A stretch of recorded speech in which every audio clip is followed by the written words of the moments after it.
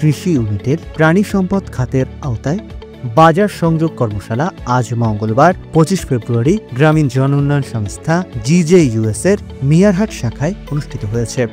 কর্মশালাটি স্থানীয় খামারিদের বাজার ব্যবস্থার সঙ্গে যুক্ত করতে এবং তাদের উৎপাদিত পণ্য বিক্রির সুযোগ বৃদ্ধি করতে পল্লী কর্মসহায়ক ফাউন্ডেশন PKSF এর সহযোগিতায় গ্রামীণ জন উন্নয়ন সংস্থা GJUS এর কৃষি ইউনিটের প্রাণী সম্পদ খাত আয়োজন করে।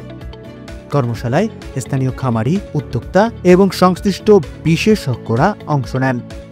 এতে প্রধান অতিথি হিসেবে উপস্থিত ছিলেন জেলা প্রাণী সম্পদ কর্মকর্তা রফিকুল ইসলাম খান।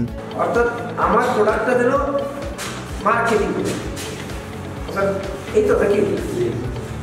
সভায় সভাপতিত্ব করেন GJUS এর উপপরিচালক অরুণ কুমার সিনহা।